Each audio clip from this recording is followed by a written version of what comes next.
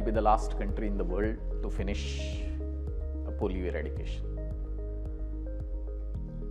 Nobody believed that India can succeed in polio eradication because the challenges were so many. Population density, sanitation, health condition, all created the world's most toughest reservoir of polio transmission in the world in India.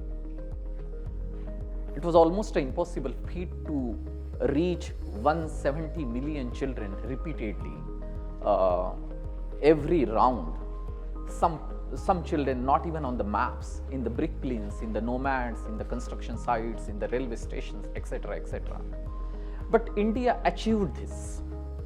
India achieved this through the intense micro-planning, the ability to track every child and every case, even the focusing on that child, even if they have vaccinated the 99 children.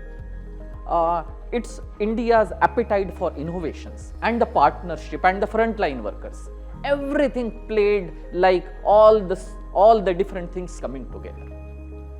Today, as we stand, India has not seen a single case of polio, neither in humans nor in the environment, since January 2011. The last case was seen in West Bengal in 2011. I am a proud polio warrior and feels extremely proud about this India's achievement. I am Dr. Devendra Khandait. I am the Deputy Director for Health System Strengthening in Bill and Melinda Gates Foundation based in Delhi. To tell more about this, how it is achieved at the last mile, I am joined by someone who has spent decades in convincing the families about vaccinating the children. I am joined by Kausar ji. Kausar ji, welcome.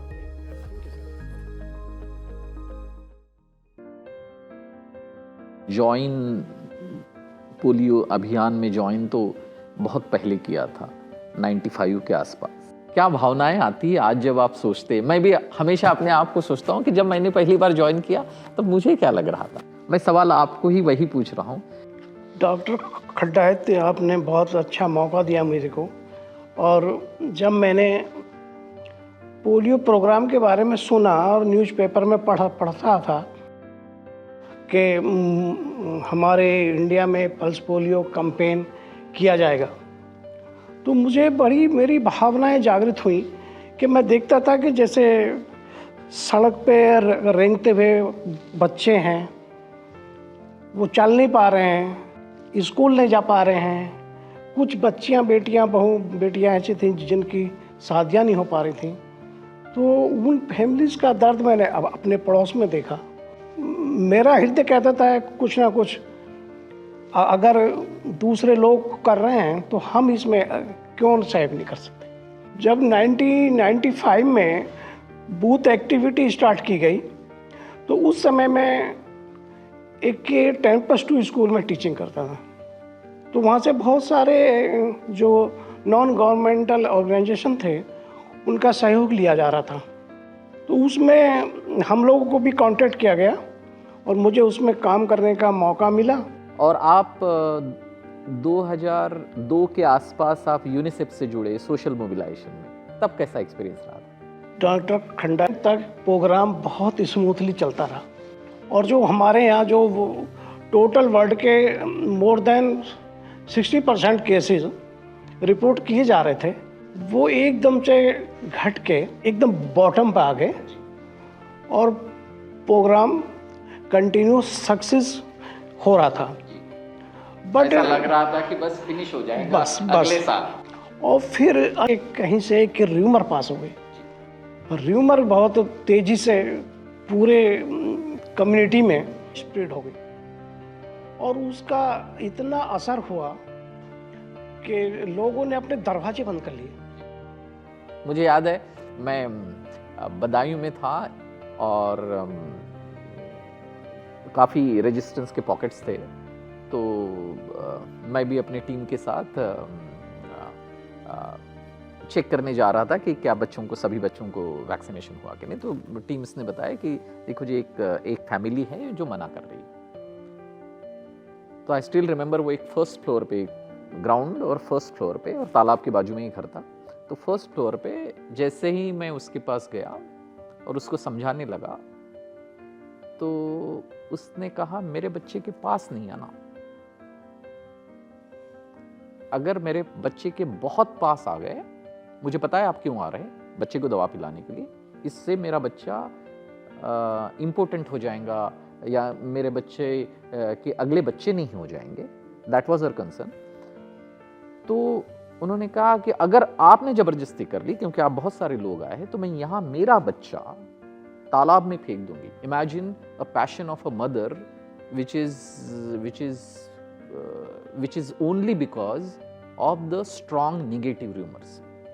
Doctor साहब, आपका बहुत rich experience रहा है polio programme को लेके। आपने बहुत सारे स्टेट्स में काम किया है, तो मैं ये यहाँ पे जानना चाहूँगा आपसे कि आपका क्या एक्सपीरियंस रहा।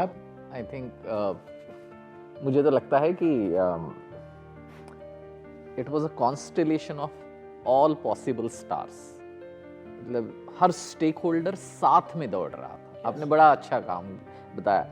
State government, local government, teachers, influencers, frontline workers, epidemiologist, monitors, professional bodies, everybody साथ में, अलग अलग नहीं। मेरे ख्याल से पोलियो इरेडिकेशन में दो मेजर इश्यूज थे। एक था वैक्सीन फेल्यूर। वैक्सीन फेल्यूर मतलब एफिकेसी जो वैक्सीन की थी वो इतनी पावरफुल नहीं थी कि हम एक बार या दो बार ही दे तो पूरा पोलियो मिट जाएगा। दूसरा इशू था फेल्यूर टू वैक्सीनेट, जिस पे people have spend their sweat, blood, I think everything. Refusal की बहुत बढ़िया एक प्रॉब्लम था, बहुत बड़ी प्रॉब्लम, बहुत बड़ा। तो रिफ्यूजल के कारण लोग वैक्सीनेट नहीं कर रहे थे, तो एक अलग इशू था। आई थिंक ये सब को एड्रेस करने के लिए मुझे ऐसा लगता है कि सही मायने में एक ये जन आंदोलन था।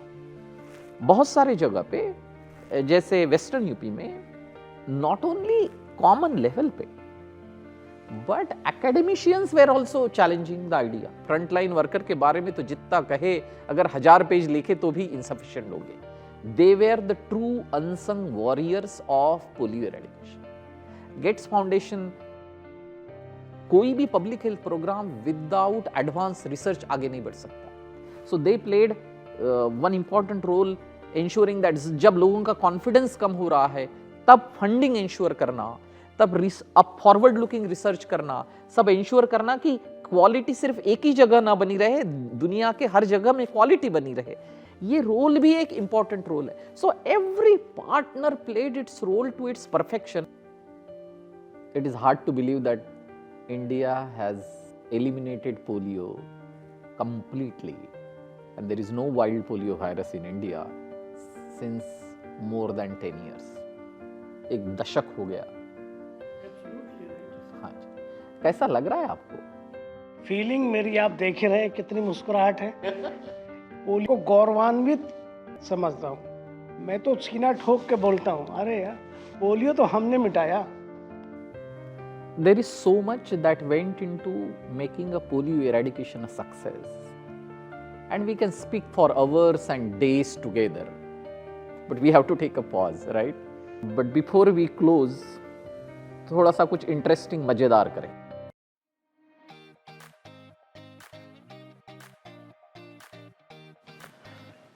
मैं चिट उठाता हूं और आपको अपनी भावनाएं बतानी है। मेरे पास चिट आई है पोलियो रविवार। जी, बड़ा डेकोरेशन, वैक्सीनेशन टीम, बच्चों की लाइन, एक फेस्टिव माहौल की याद आती है। ये देख के मुझे भी स्माइल आ रहा है। बुलावा टोली। बुलावा टोली स्कूल के द्वारा बनाई जाती हैं और उसमें ये ध्यान रखा जाता है कि बड़े बच्चे हों वो अपने छोटे भाई बहनों को लेके आएँ और बच्चे को वैक्सीनेट करवाएं। आप क्रिकेट के शौकीन हैं? बताएं सर। नहीं, ये सवाल है। जी बिल्कुल बताएं। एक रिटायर्ड इंडियन क्रिकेटर जो पोलियो की टीवी के ऐड में आते थे, जो नवाब ऑफ नजफगढ़ भी है, मिस्टर वीरेंद्र सहवाग। वाह, बहुत बढ़िया। ये पता नहीं जी, ये वर्ड मैंने कितने बार सुना, इससे ज़्यादा कोई वर्ड ही नहीं सुना पूरे वो 10-12 साल में। आपने भी उससे ज़्यादा कोई और वर्ड नहीं सुना होगा। 2 बूंद जिंदगी की।